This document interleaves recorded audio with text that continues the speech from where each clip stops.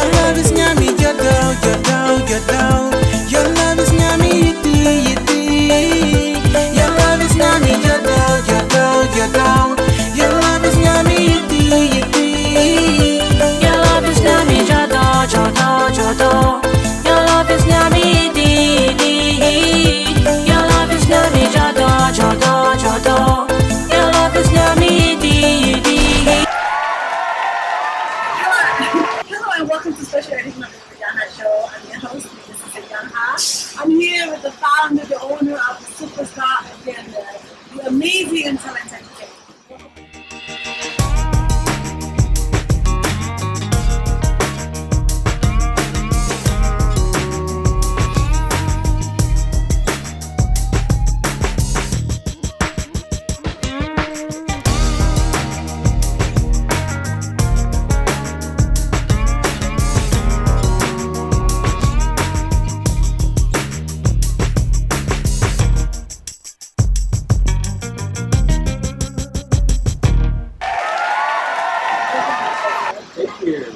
So tell our viewers out there, don't get watching this together in the video. What is you going to by yourself?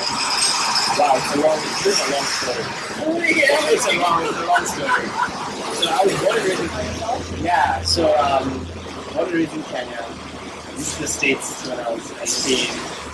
I started, which is a global management strategy consultant. So that was good because it gave me the opportunity to just learn about the world. You know, I traveled a lot and experienced different companies, different kinds of people. And then, you know, after that stint, spent some time in Africa doing government work. You know, Cote d'Ivoire, Burkina Faso, Senegal, Tanzania, Kenya. I was based in Kenya. And then decided, you know, okay, so let me round up my education by going to law school. So, you know, my reasons for going to law school, I'm not sure the best, well thought out reasons, to be honest. I just wanted to do something hard. That was something hard, something difficult. I was drawn by the prospect of doing something difficult. That was different from what I did in undergrad, which I don't recommend as an approach to life. And so anyway, but I did that. I went to law school, and I went to Yale Law School. Did that? Yeah. Did that, and then practiced law for a year, and then realized this just wasn't me. 3 years. And then after practicing law for 1 year, you realized it's not for you. Yeah. Wow. Yeah. When did that all came in moment in prospect? Just knowing that you went to school for 3 years, just to find out that it's not something that I am doing. Yeah. That's quite interesting. But No, it's a great question because and it's the idea of sunk cost. So in economics, there's an idea of sunk cost. So, you know, sometimes you'll invest in a project and you'll put in all this money, and then you will realize that the project isn't having the return on investment that you want it to have. It's not as profitable as you want it to be. And the mistake many people make is that they persist with these investments that are not yielding returns. instead of giving them up or changing direction. And that's the idea of sunk cost. So, and a lot of my law school classmates actually were very confused. They're like, "Oh, where do you go to law school if you're not practicing law?" Type thing. Yeah, like 3 years of investing your time. Yeah, but for me, it actually was a useful thing because I met some amazing people. All my closest friends are from law school. I love who they are as people, and I love how they do. And so being part of their community is so beneficial to me. And then I switched to investment banking. So I left law and I became an investment banker. Interesting. And I did that for 3 years. And I did it for the money. I mean, at the end of the day, I had a lot of loans, a lot of student loans, and I wanted to pay them off as quickly as possible. Isn't that so hard? The education system, you do get privileges, you get opportunities, but the cost of education in America is absurd. It's absurd. Yeah, and the lack of access and debt. The thing, debt actually changes your purpose. Like if you have all this debt and you're trying to pay off your loans, you're unlikely to follow paths that might be the right paths for you, might be the paths that make you more fulfilled. They might actually lead to you creating more. And if you're starting with all this debt, that is a real encumbrance.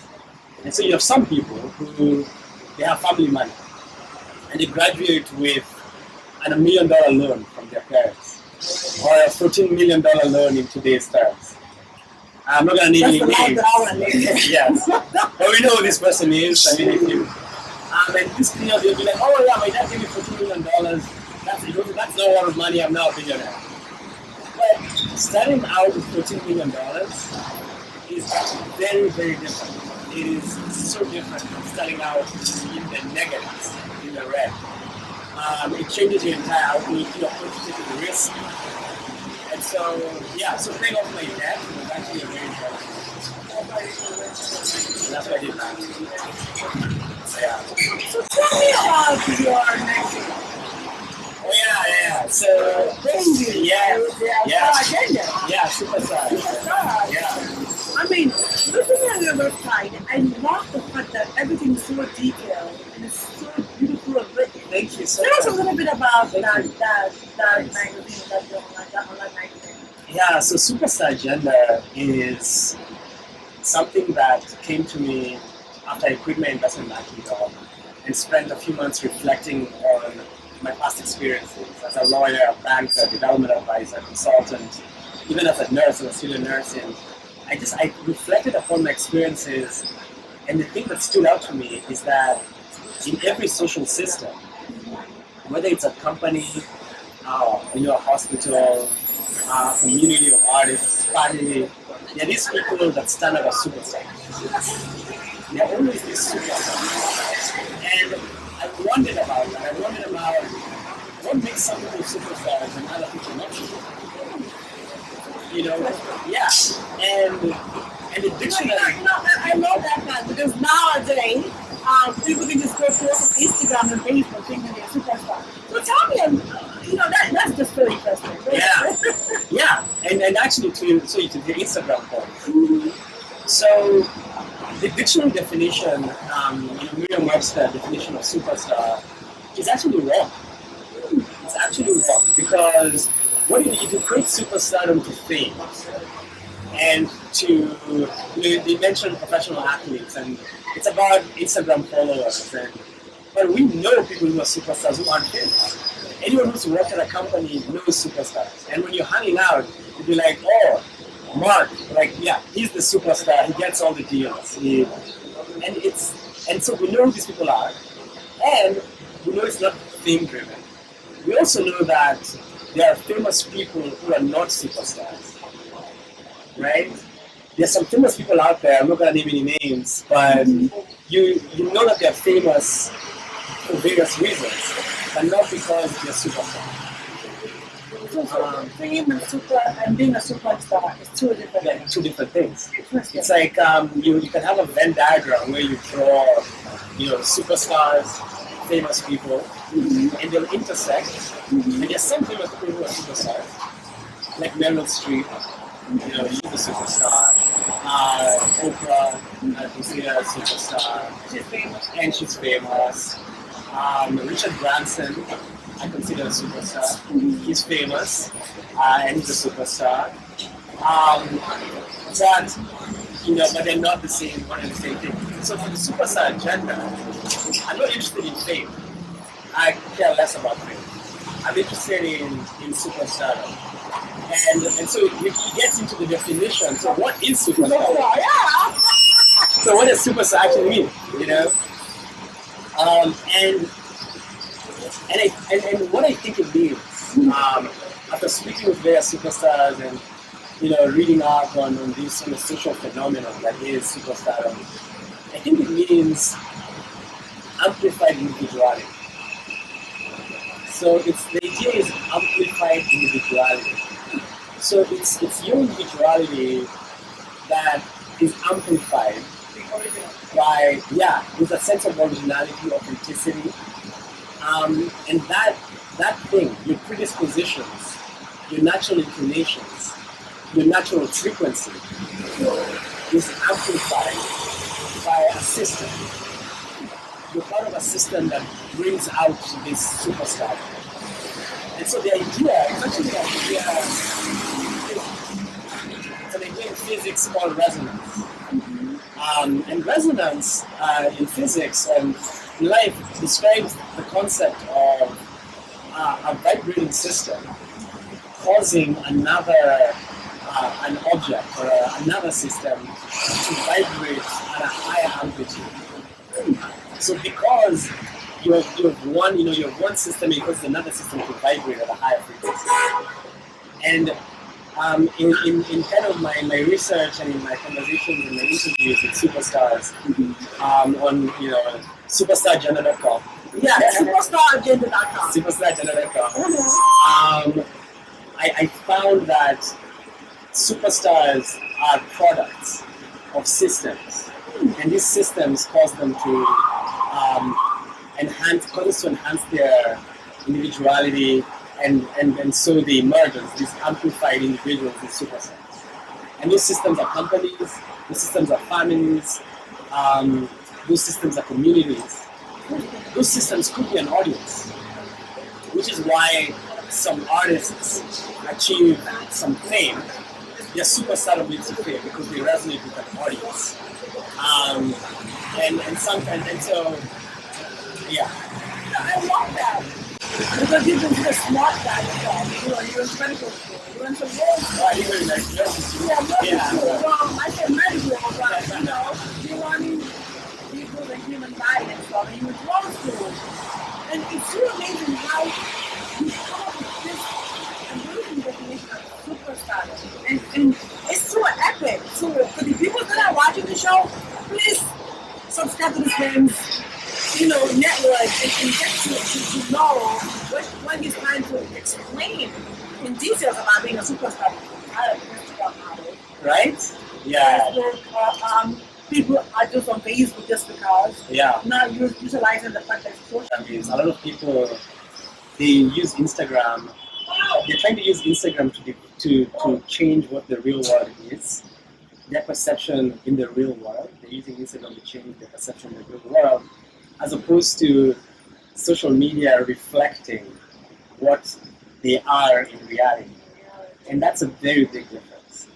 Because in fact, some of the people with the biggest followings on social media, in the millions, people who resonate with people, not just, the Insta chicks who are like bring it on, they do well for themselves, they get like hundreds, but people who achieve that level of recognition, a lot of them it's because, and this is where there's an overlap at times with the fame and the superstardom, it's actually a reflection of what's happening in the real world. So focus on that. Focus on what impact are you having, how are you resonating with real people in the real world, how are you finding systems that cause you to resonate at this higher frequency, and go with that. And it's fine to share that.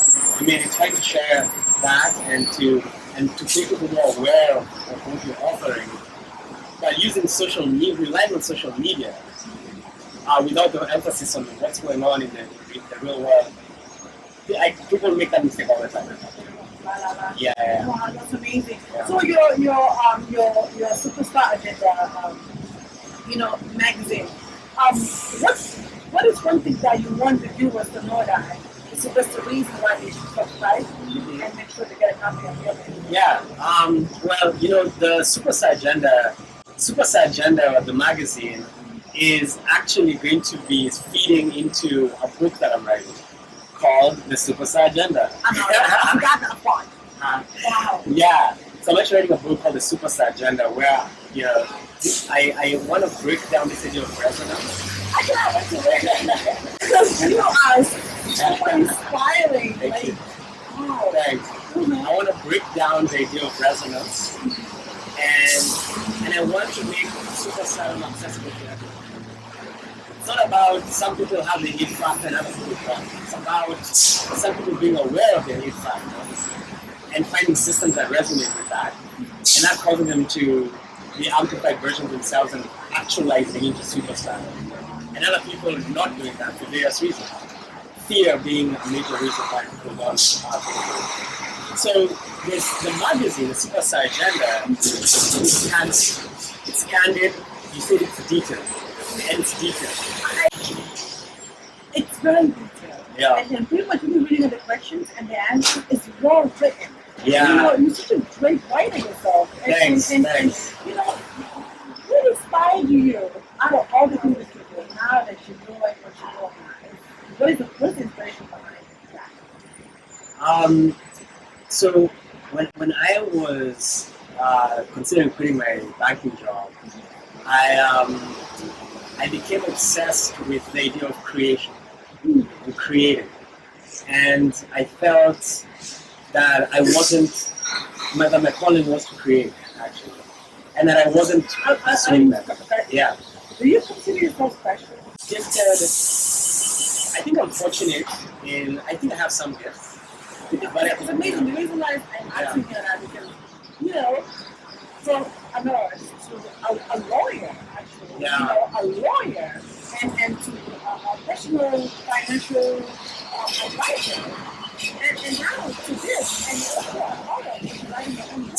Yeah. I just couldn't get that right. Like, what is the inspiration behind that? Because at one point you were inspired to be a lawyer. At one point you were inspired to be a lawyer. Yeah. And now this, why this? Why are you so certain? This is your calling. Yeah, it's from chasing brass rings and never being fulfilled. It's from achieving everything that the society says you should achieve and not being content. It's from people calling you pedigree.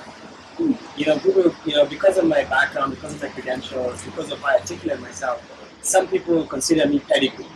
You're pedigree, and you're special. You're a superstar. You are. But It is. but actually, the pushback is those are not the reasons why I would consider myself a superstar.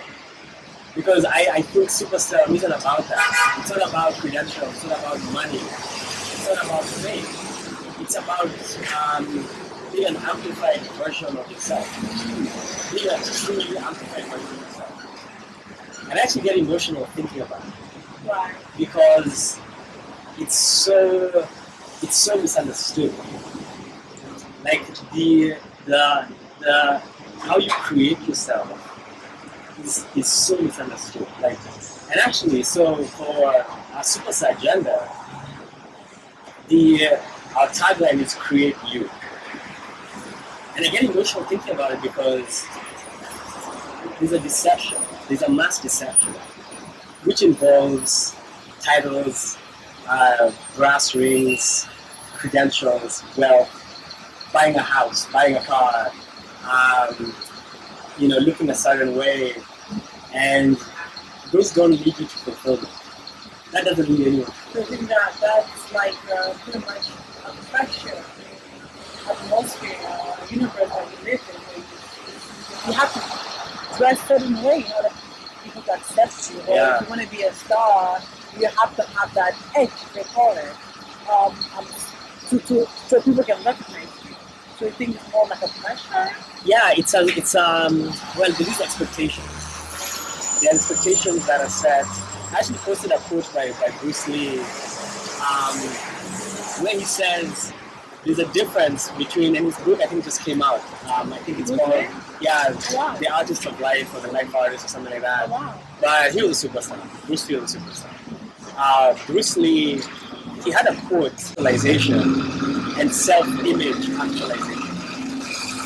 So are you actualizing your contract with the universe, your natural frequency? Are you actualizing that? Or are you actualizing an image, a perception that at some point you formed in your mind that this is who you wanted to be? When I was trying to go to medical school, I was actualizing a self-image that I had because my father was a doctor. And because I thought being a neurosurgeon was the most prestigious, hardest thing I could do. And yeah, so big difference. But I love that superstar idea there. When can we look forward to the hard copy of it? So the book would probably come out late 2018. Yeah, next year. What can we? In the meantime, In the meantime, in the meantime, if you go to superstarjanha.com, every season I'll be publishing interviews with superstars, and it's going to be very candid. I have interviews out already, so you can go on the website, check them out, and we're going to be exploring these concepts of superstar. And I'll be challenging these superstars to articulate how they're superstars and what superstar means to them. In fact, my first question, every interview, the very first question that I publish is, are you a superstar? But on that note, are you a superstar? Oh wow, you flipped the tables on me. You flipped the tables on me. That's good. Yeah, I love asking the question. Not really. I don't really. I'm on the superstar trajectory. I am on the superstar trajectory. What does that mean? I believe that I am close to becoming a superstar. What is close? I'm on the path. I'm on the path to superstar. What is the path? The path is knowing yourself and finding a tribe, a community, as an ecosystem that nurtures that. How do you find those tribes? Wow, there's so many different ways. I mean, it's first awareness is like the first thing. I mean, it's being aware of what environments make you come alive, what relationships make you come alive, what relationships make you feel real and authentic. And actually, when we met, that was... This is a story that I probably going to have like another special for that. It's so amazing how we met and the connection that we had. And, you know, to sit in here, to you sharing this amazing story with me. Tell me, what is one thing in life that you did that you regret, you wish you had done differently? Was trying to prove a point, working so hard to prove people wrong, or just to prove a point. I think at some points, I mean, part of my story, part of my successes, some of them are to prove people wrong. People who may have doubted me. People who might have doubted my intellect. People who might have doubted my third grade teacher who told my dad that I couldn't be top of my class because I came 4th out of 50. And my dad told me this story, maybe just to motivate me, but I ended up being kind of top of the class eventually. But I started pursuing, I became obsessed with being number one. The obsession with being number one was the thing I regret the most, actually. Because it was being number one at everything. It didn't matter what my core, that desire to be number one and having the ability to be number one or to thrive and succeed in different contexts left me lost, actually. Left me lost. So at what point did you realize that I have to change? Because sometimes a lot of people doesn't struggle without me. including myself, go through every single day. Yeah. It's like you're on this journey that you're just trying to do as much as you can. But at what point did you realize, you know what, I am not gonna I'm not gonna live my life to try to prove a point. I Yeah. wanna live my life for me. At what point was that? Yeah. When my son was born. Oh, he is so cute, by the way. Yeah. I love. Yeah, I mean, he is the cutest little boy ever. Yeah, he's special, and he's my muse. He's my muse. So when he was born, everything just came together. It was, I mean, he was formed in 9 months, and so 9 months for me became an infinity. So my perception of time changed, and I had a sense of urgency to do me, to create me, and and then it happened very quickly. You know, I knew, and the other thing was this: I wanted to be authentic, and I wanted to tell my son to live the life that I had the courage to live. Very courageous. I mean, it was just, I didn't want to tell him, I didn't give him advice, or do this, but I couldn't do it. That's true. Like, that's a pop-up, you know, so, yeah. So Maxwell. Oh my God. His name is Maxwell, which is funny. Max well. Maxwell, we're watching you, boy.